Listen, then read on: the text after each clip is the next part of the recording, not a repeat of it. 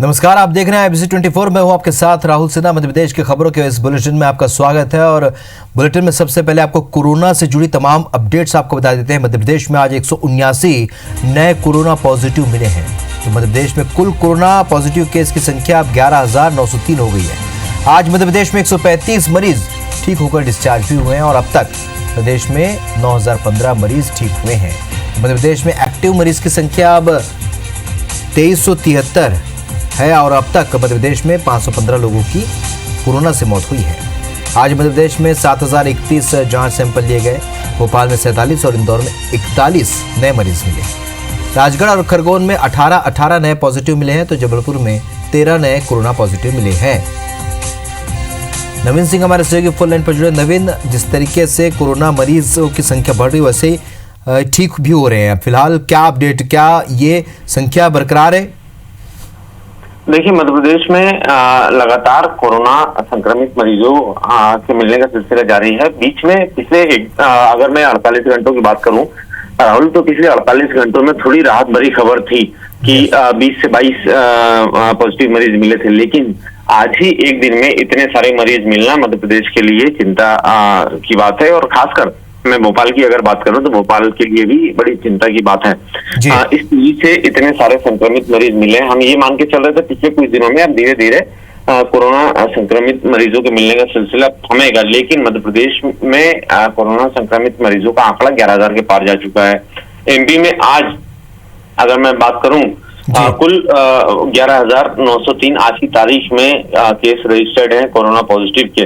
और 135 मरीज हालांकि ठीक होके आज ही के आज मध्य प्रदेश में अगर आज 24 घंटे की बात करें तो आज ही के आज 135 मरीज ठीक होकर गए हैं। लेकिन अब भी कई सारे एक्टिव मरीज हैं। 2,373 मध्य प्रदेश में एक्टिव मरीज हैं। और खासकर अगर भोपाल इंदौर की बात करें तो पिछले 24-48 घंटों में ये आंकड़ा काफी गिरा था। लेकिन आज अचानक वापस इतने बड़े संख्या में मरीज सामने आए हैं। बिल्कुल, ऐसे में ये चिंता की बात है। और मध्य प्रदेश में हालांकि सरकार के दावे हैं कि 75% के ऊपर रिकवरी रेट है। स्वास्थ्य विभाग की तरफ से बार बार दावे किए गए हैं कि अब तक मध्य प्रदेश जो टॉप 10 स्टेट्स में था, लेकिन अब वो 13वें नंबर पर चला गया है कोरोना पॉजिटिव मामले में। और रिकवरी रेट 75% के ऊपर है। तो ये अच्छी बात जरूर है कि रिकवरी रेट मध्य प्रदेश का अच्छा है। लेकिन फिर भी मध्य प्रदेश सरकार को चिंता करना जरूरी है। और स्वास्थ्य विभाग को एक बार और सख्त होने की जरूरत है। मध्य प्रदेश सरकार को भी सख्त होने की जरूरत है ताकि ये जो बढ़ा हुआ फिगर है या जो आगे बढ़ने की आशंका है उसको किसी भी सूरत में रोका जा सके। चलो, तो कुल मिलाकर ग्वालियर और जबलपुर को कंटेनमेंट जोन घोषित करने के बाद भी यहाँ पर लगातार मरीजों की संख्या बढ़ी और आगे भी अगर स्वास्थ्य विभाग ने ध्यान नहीं दिया तो स्थिति चिंताजनक हो सकती है। इस जानकारी के लिए आपका बहुत बहुत शुक्रिया नवीन। मध्य प्रदेश में कांग्रेस विधायक के बाद अब बीजेपी विधायक की भी कोरोना रिपोर्ट पॉजिटिव आने के बाद मची खलबली के बीच राहत की खबर यह है कि 5 विधायकों की रिपोर्ट नेगेटिव आई। बीजेपी विधायक ओम प्रकाश सकलेचा 17 जून से 19 जून तक लगातार नेताओं के संपर्क में रहे और 20 जून को उनकी रिपोर्ट पॉजिटिव आई। विधायक सकलेचा 17 और 18 जून को बीजेपी की मीटिंग में भी शामिल हुए। विधायकों के डिनर में भी वो शामिल हुए और उसके बाद 19 जून को विधानसभा पहुंचकर राज्यसभा चुनाव के लिए वोटिंग भी की। इस दौरान वे पार्टी के दिग्गज नेताओं से उन्होंने मुलाकात की। राहत की बात यह है कि कोरोना संक्रमण की आशंकाओं से घिरे बीजेपी के जिन 5 विधायकों का टेस्ट लिया गया उन सभी की रिपोर्ट नेगेटिव आई है। हालांकि कई दूसरे विधायक और नेता अभी भी होम क्वारंटाइन हैं। विधानसभा में विधायकों को एहतियात बरतने के और सेल्फ एनालिसिस करने की अपील करते हुए एक पत्र लिखा है। इससे पहले कांग्रेस विधायक कुणाल चौधरी कोरोना संक्रमित हो चुके हैं, जो पीपीई किट पहनकर राज्यसभा चुनाव में उन्होंने वोटिंग की थी।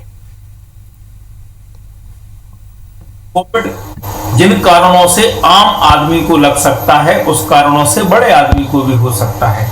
इसलिए सतर्कता और सावधानी जितनी आम की जरूरत है उतनी खास की भी जरूरत है। मुझे लगता है कि जो गाइडलाइन और प्रोटोकॉल्स हैं उसका पालन हर एक को करना ही चाहिए। भारतीय जनता पार्टी के वरिष्ठ विधायक श्री ओम प्रकाश सकलेचा जी कोरोना पॉजिटिव पाए गए हैं। ये निश्चित ही चिंता का विषय है। WHO की गाइडलाइन के अनुसार ये नितांत आवश्यक है। कोरोना पॉजिटिव के संपर्क में आने वाले प्रत्येक व्यक्ति को क्वारंटाइन होना और अपनी जांच करवाना जरूरी है। इसलिए जनहित में भारतीय जनता पार्टी के नेता जल्द से जल्द इस दिशा में कदम उठाएंगे।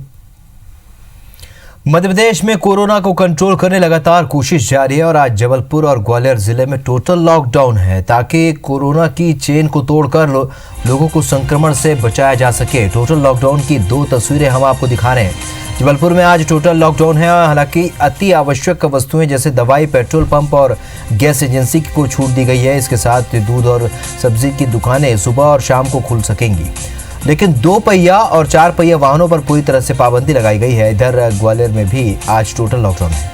आज शहर की सड़कें सूनी रहीं। इक्का दुक्का लोग ही सड़कों पर आते जाते नजर आए। अति आवश्यक वस्तुओं को छूट दी गई। साथ ही सुबह 6 बजे से लेकर 10 बजे तक होटल, रेस्टोरेंट, गेस्ट हाउस, मिठाई और शराब और सब्जी की दुकानों, दूध की दुकानों को खोलने की छूट दी गई।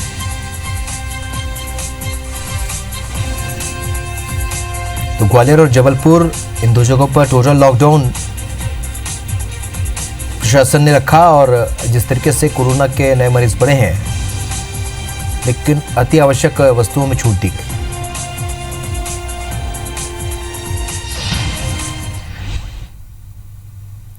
भैया इससे क्या है, लोगों का आना जाना भी कम है, कोरोना केस भी कम होंगे, सोशल डिस्टेंसिंग भी रहेगी। अच्छा कदम है। हर संडे का होना चाहिए हमारे हिसाब से। ये अगर देखा जाए तो ठीक है, पर मेरे हिसाब से ये अगर संडे की जगह अगर गुरुवार को या शुक्रवार को रखा जाए तो ज़्यादा बेस्ट रहेगा, क्योंकि ये वर्किंग डेज है, इस दिन ऑफ होता है तो ज़्यादा बेस्ट रहेगा, क्योंकि ये तो संडे पहले से ही ऑफ है। कलेक्टर महोदय के आदेशानुसार आज कंप्लीट लॉकडाउन का आदेश हुआ है। इसके अनुसार शहर में कई जगह पर पॉइंट लगाए गए हैं और जो अनावश्यक लोग निकल रहे हैं उन पर हम लोग कार्रवाई भी कर रहे हैं, और कोई इमरजेंसी काम में जा रहा है और अति आवश्यक सेवाओं से जुड़े हुए हैं उन लोगों को हम लोग छूट भी दे रहे हैं। मध्य प्रदेश में 24 सीटों पर होने वाले उपचुनाव के लिए कांग्रेस ने दिग्गजों की तैनाती कर दी है। कमलनाथ सरकार में मंत्री रहे नेताओं को उपचुनाव जिताने की जिम्मेदारी सौंपी गई है। साथ ही पूर्व सीएम कमलनाथ ने 2 से 3 विधायकों का पैनल बनाकर विधानसभा सीटों की जिम्मेदारी दी है। दरअसल राज्यसभा चुनाव में कांग्रेस के दूसरे प्रत्याशी फूलसिंह बरैया की हार के बाद कांग्रेस ने उपचुनाव में जीत की तैयारी को लेकर बैठक की थी। बैठक में सभी पूर्व मंत्रियों, संगठन के पदाधिकारियों और विधायकों को उपचुनाव जिताने के लिए रणनीति बनाने का फैसला किया गया था। अब पदाधिकारी विधानसभा क्षेत्रों में सियासी गणित बैठाकर प्रत्याशियों की तलाश करेंगे। उन सबके हिसाब से जवाबदारियां सौंपी गई हैं और उन जवाबदारियों को नीचे तक ले जाने का हम लोग काम करेंगे ताकि आम जनता की आवाज ऊपर तक आए और हम उसका क्रियान्वयन करा सकें, लोगों को संगठन मजबूत कर सकें। मध्य प्रदेश में अब उपचुनाव से पहले चंबल में गृह मंत्री यानी कि नरोत्तम मिश्रा के लगातार दौरे सवालों के घेरे में है। ऐसा इसलिए क्योंकि लगातार उनकी सक्रियता चुनाव से पहले चंबल अंचल में बढ़ती जा रही है, जो कि बीते 15 साल में पहले नहीं देखी गई। कहा जा रहा है कि वो डैमेज कंट्रोल करने के साथ साथ बीजेपी के पूर्व मंत्री ज्योतिरादित्य सिंधिया के समर्थक पूर्व मंत्री और विधायकों से नजदीकियां बढ़ा रहे हैं, जिसके राजनीतिक मायने कुछ अलग है। लेकिन कांग्रेस को इस मुलाकात के पीछे दूसरा बड़ा कारण नजर आ रहा है। कांग्रेस का कहना है कि नरोत्तम मिश्रा के दौरे से बीजेपी चंबल में नरेंद्र सिंह तोमर के कद को कम करने की शुरुआत कर रही है, जिसमें उनका साथ सिंधिया गुट के मंत्री और विधायक दे रहे हैं। दरअसल माना जा रहा है कि ग्वालियर चंबल में केंद्रीय मंत्री नरेंद्र सिंह तोमर की मर्जी के बगैर कोई बीजेपी का बड़ा नेता उनके इलाके में घुसपैठ नहीं करता। ऐसे में लगातार नरोत्तम मिश्रा के दौरे कांग्रेस के आरोपों को हवा दे रहे हैं। हालांकि बीजेपी इसे महज मेल मुलाकात बता रही।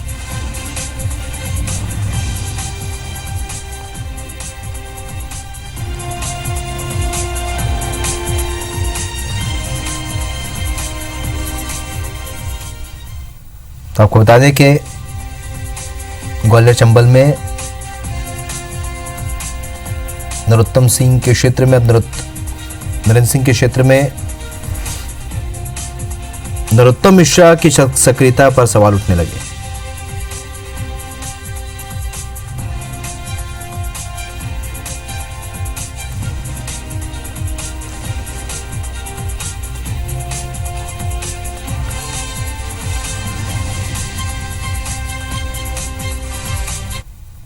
सच्चाई को स्वीकारना होगा कि नरेंद्र सिंह तोमर जी भी इस प्रदेश के और भाजपा के कद्दावर नेता हैं, जिन्होंने प्रदेश भाजपा के अध्यक्ष का भी बखूबी निर्वहन किया था। उन्हें किस तरह डैमेज करने की कोशिश की जा रही है तो भाजपा जाने। कहो कि गरीबों के इस समय कोरोना वायरस एक महामारी है, ये राजनीति का समय है। संगठन को मजबूत करने के लिए हर स्तर पे दौरे हो रहे, काम हो रहा है, इसको के पीछे राजनीति क्या है? ग्वालियर चंबल अंचल के लिए नरोत्तम जी कोई अपरिचित नहीं है। वो एक हमारे अंचल का सपूत है जिसे राजनीति में एक बड़ा मुकाम हासिल किया है और बेहद लोकप्रियता उनकी है। लगातार वो चुने जा रहे हैं और मंत्री के रूप में अपनी सेवाएं इस प्रदेश को दे रहे हैं। नरसिंहपुर में खनन माफिया द्वारा मीडिया कर्मियों को बंधक बनाकर मारपीट करने का एक मामला सामने आया है। दरअसल साई खेड़ा थाना इलाके के संसार खेड़ा की रेत खदान में अवैध खनन चल रहा है, जहां कवरेज करने गए मीडिया कर्मियों को माफिया ने बंदूक की नोक पर बंधक बना लिया, उनके मोबाइल कैमरे छीन लिए और उनके साथ मारपीट भी की। हालांकि सूचना मिलने पर मौके पर पहुंची प्रशासन की टीम ने मीडिया कर्मियों को किसी तरह वहां से निकाला। मीडिया कर्मियों की शिकायत पर पुलिस ने बीजेपी नेता के बेटे आदित्य पटेल और उसके साथी शिवा समेत अन्य लोगों के खिलाफ मामला दर्ज कर लिया है। पुलिस का कहना है कि जांच के बाद लूट की धारा के तहत मामला दर्ज किया जाएगा। इधर नरसिंहपुर प्रेस क्लब के अध्यक्ष ने प्रशासन पर माफिया से मिलीभगत का आरोप लगाया है, साथ ही माफिया पर सख्त कार्रवाई नहीं होने पर आंदोलन करने की चेतावनी दी।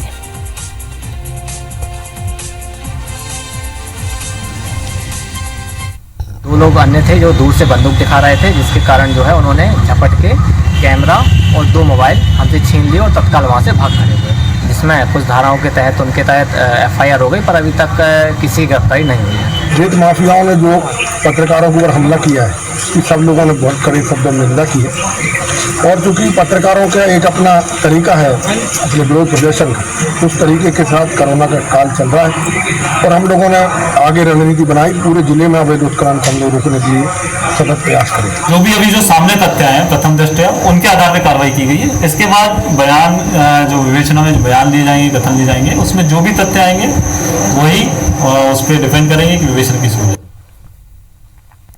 मध्य प्रदेश के भिंड जिले में मैगांव आंगनबाड़ी केंद्र की सुपरवाइजर का धमकी भरा मैसेज अब उसके ही गले की फांस बन गया है।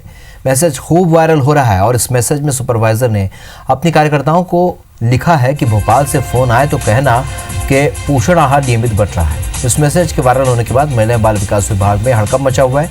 अधिकारी मामले की जांच करने की बात कह रहे हैं और उसी के बाद दोषी सुपरवाइजर पर कार्रवाई होगी। वहीं सुपरवाइजर रेखा रायपुरिया ने अपने आप को बेकसूर बताया है।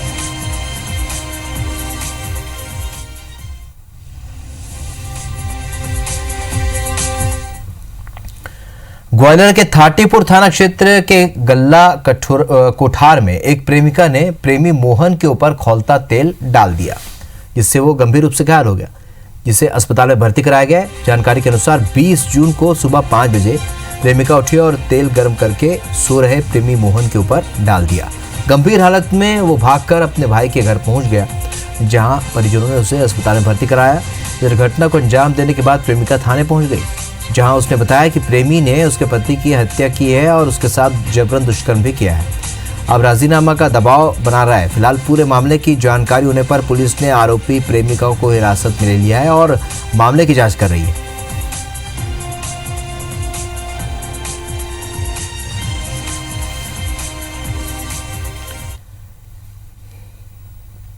इंदौर में क्राइम ब्रांच और चंदन नगर पुलिस ने 5 चाकूबाज बदमाशों को गिरफ्तार किया है, जो चाकू मारकर लूट की वारदात को अंजाम देते थे।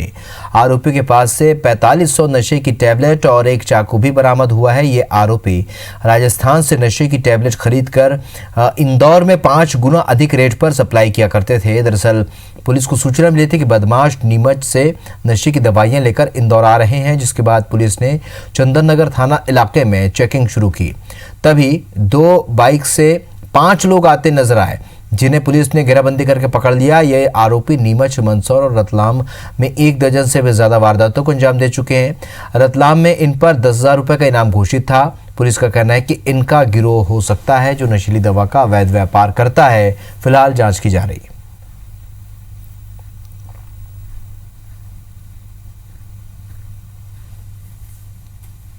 इस पर पूरी कार्रवाई करते हुए थाना चंदननगर में अपराध दर्ज किया गया और 8/22 NDPS के तहत इसकी कार्रवाई की गई। इनका पूर्वी रिकॉर्ड है। ये दो चंदननगर के निवासी हैं, 2 तेजाजी नगर के, 2 आज़ाद नगर के और छत्तीपुरा के, ये सब निवासी। इनका पूर्व आपराधिक रिकॉर्ड है। सभी लोगों के खिलाफ 1-1, 2-2 अपराध पंजीबद्ध है और 2 लोगों के खिलाफ आदर्जन अपराध पंजीबद्ध है। इंदौर से बड़ी खबर, जहां किर्गिस्तान से इंदौर एयरपोर्ट पर इस वक्त फ्लाइट पहुंची है। वंदे भारत मिशन के तहत 125 यात्री स्वदेश लौटे हैं और 125 यात्रियों को लेकर इंदौर ये फ्लाइट पहुंची है। 12 यात्रियों को निजी होटल में क्वारंटाइन किया जाएगा। दीपक यादव हमारे सहयोगी फोन लाइन पर जुड़े। दीपक, क्या जानकारी? वंदे भारत मिशन के तहत किर्गिस्तान से इंदौर ये एयर इंडिया की फ्लाइट पहुंची है, जिसमें कुल 148 यात्री आए थे। इसमें से 125 यात्री इंदौर आए हैं। इसके अलावा कुछ यात्री जो दिल्ली के थे वो दिल्ली में उतरे हैं। यहाँ पर सभी यात्री पहुंचे उसमें ज्यादातर स्टूडेंट हैं जो कि मध्य प्रदेश के अलग अलग जिलों के हैं, जो कि इस वक्त किर्गिस्तान में थे और उन्हें ये फ्लाइट लेकर पहुंची। इनमें से 12 जो यात्री हैं वो इंदौर जिले से संबंधित है, लिहाजा उन्हें इंदौर के एक निजी होटल में क्वारंटाइन किया जाएगा। इसके अलावा जो संबंधित जिले हैं उन जिलों में जाकर इन्हें क्वारंटाइन किया जाएगा। इसमें सबसे ज्यादा जो स्टूडेंट हैं, जो यात्री हैं, वो उज्जैन जिले के रहने वाले हैं। चलिए दीपक, इस जानकारी के लिए आपका बहुत बहुत शुक्रिया। तो क्वारंटाइन कर दिया जाएगा सभी को। 125 यात्री इस वक्त किर्गिस्तान से इंदौर पहुंचे हैं। वंदे भारत मिशन के तहत ये सभी 125 यात्री पहुंचे हैं। तो एक्सक्लूसिव तस्वीरें देख रहे हैं। इस वक्त 125 यात्रियों को लेकर फ्लाइट इंदौर पहुंची है। 12 यात्रियों को निजी होटल में क्वारंटाइन किया जाएगा। तो बाकी यात्री उनके संबंधित जिले में क्वारंटाइन होंगे। उज्जैन जिले के सबसे ज्यादा यात्री इसमें हैं।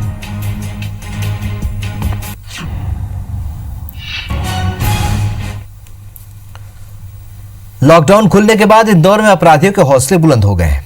पुलिस इन पर लगाम लगाने के लिए न केवल तकनीकी बल्कि एक प्लान के तहत कार्रवाई कर रही है। पुलिस ने शहर के सभी थाना क्षेत्रों में अमूमन एक ही जगह पर होने वाले वारदात को ब्लैक स्पॉट कर उसे पुलिस के सॉफ्टवेयर से अपराधियों के मोबाइल नंबर को सर्विलांस पर डालकर एरिया को लॉक कर दिया है। जैसे ही आदतन बदमाश उस एरिया में आते हैं, क्षेत्रीय सर्कल के CSP को इसकी सूचना मिल जाती है और ऐसे में पुलिस आरोपियों को कोई बड़ा अपराध करने से पहले ही गिरफ्तार कर लेती है। हाल ही में पुलिस ने विजयनगर, हीरानगर सहित शहर के कई स्थानों पर पहले से ही क्राइम होने से रोक लिया।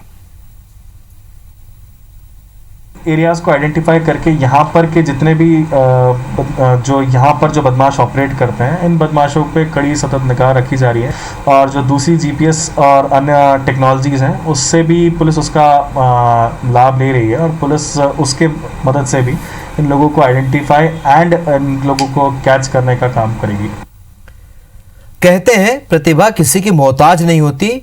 ये बात एक बार फिर सच करके दिखाया खरगोन के आयुष कुंडल ने, जो दिव्यांग है, ठीक से न चल पाने, न बैठ पाते और ना ही बोल पाते हैं, फिर भी अपने पैर से अमिताभ बच्चन की गजब की पेंटिंग बनाई है। पेंटिंग में आयुष ने फिल्म गुलाबो सिताबों के मिर्जा के रोल को दिखाया है, जिसे खुद अमिताभ बच्चन ने सोशल साइट पर शेयर करते हुए लिखा और तारीफ की है। उन्होंने लिखा है कि ये आयुष है दिव्यांग, वो अपने हाथों का इस्तेमाल नहीं कर सकते, इसलिए पैरों से पेंटिंग बनाते हैं और मेरे घर पर उनसे मिलना मेरे लिए सौभाग्य की बात थी। भगवान उन्हें और उनके टैलेंट को तरक्की दे। उन्होंने मुझे गिफ्ट दिया था, अब उसने मेरी मिर्ज़ा के रोल में पेंटिंग बनाई है। दरअसल आयुष मुंबई जाकर अमिताभ बच्चन को पेंटिंग भेंट कर चुके हैं। आयुष की इच्छा है कि एक बार KBC में भी अमिताभ बच्चन के सामने हॉट सीट पर बैठने का मौका मिले।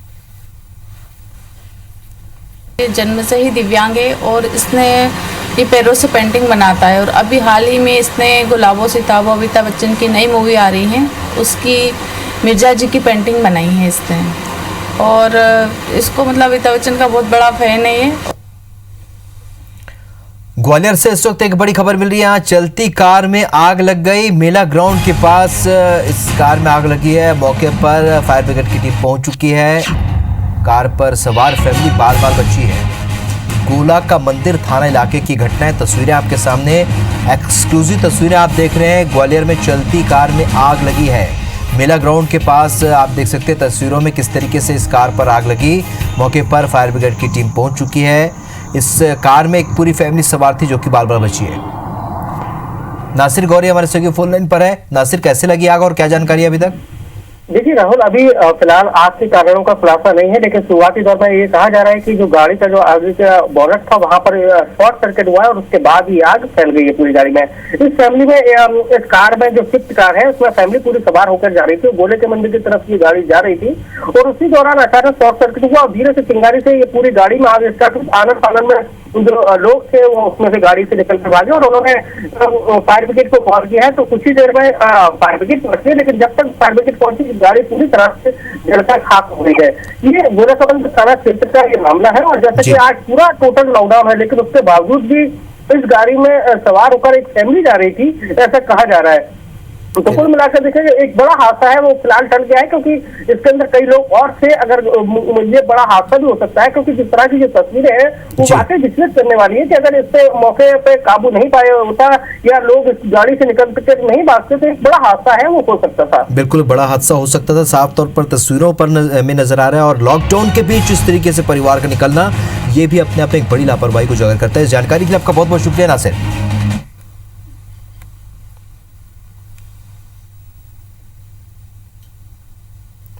और अब बात करेंगे अंतर्राष्ट्रीय योगा दिवस की।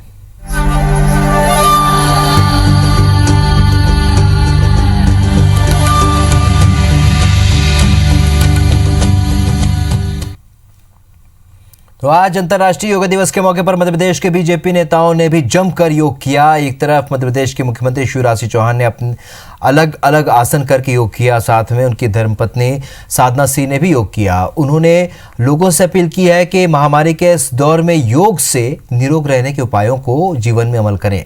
इधर दिल्ली में बीजेपी नेता ज्योतिरादित्य सिंधिया ने योगा किया, साथ ही लोगों को योग करने और निरोग रहने का संदेश दिया। वहीं जबलपुर के महाकौशल कॉलेज के खेल मैदान में जबलपुर के बीजेपी सांसद राकेश सिंह समेत कैंट विधायक Ashok Rohani, corona task force के सदस्य डॉक्टर जितेंद्र जामदार ने भी भाजपा कार्यकर्ताओं के साथ मिलकर योग किया। इस दौरान सोशल डिस्टेंसिंग के साथ योग करने की तस्वीर साफ नजर आई। विश्व योग दिवस के मौके पर सांसद राकेश सिंह ने कहा कि योग की ताकत को दुनिया ने माना है और ज्ञान के इस भंडार को पूरी दुनिया में पहुंचाने का काम प्रधानमंत्री नरेंद्र मोदी ने किया है। इधर बीजेपी प्रदेश कार्यालय में सामूहिक योग हुआ, जहां प्रदेश अध्यक्ष वी डी शर्मा, संगठन महामंत्री सुहास भगत के साथ बीजेपी पदाधिकारियों ने सामूहिक रूप से योग किया। इस दौरान सोशल डिस्टेंसिंग का खास ख्याल रखा गया। हम अपने देश को स्वस्थ रखने के लिए, निरोग रखने के लिए केवल एक दिन नहीं, नित्य योग करें, प्रतिदिन योग करें। आप शक्ति से, ऊर्जा से, सकारात्मकता से भर जाएंगे। आज संकल्प है कि केवल एक दिन नहीं, हम नित्य योग करेंगे। और अब बात करेंगे सूर्य ग्रहण की।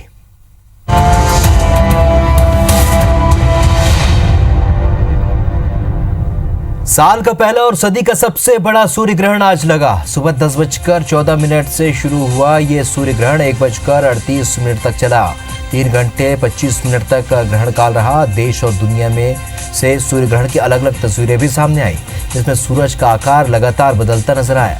सबसे अद्भुत नज़ारा तब देखने को मिला जब सूरज कंकणाकृति की ओर बढ़ा और पूर्ण सूर्य ग्रहण की स्थिति बनी। हालांकि दूसरे देशों में ग्रहण पूरी तरह 3:04 पर खत्म हुआ।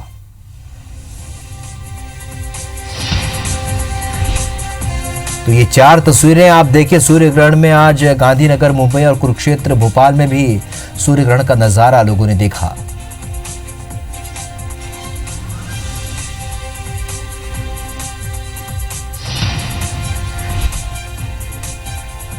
तो वहीं अलग अलग नज़ारों के बीच पूजा अनुष्ठान का दौर भी चला।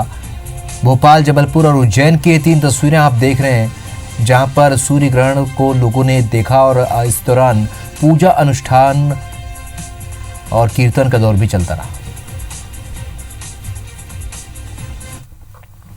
मध्य प्रदेश की खबरों में फिलहाल इतना, लेकिन ताज़ा अपडेट के लिए आप बने रहिए IBC 24 के साथ। नमस्कार।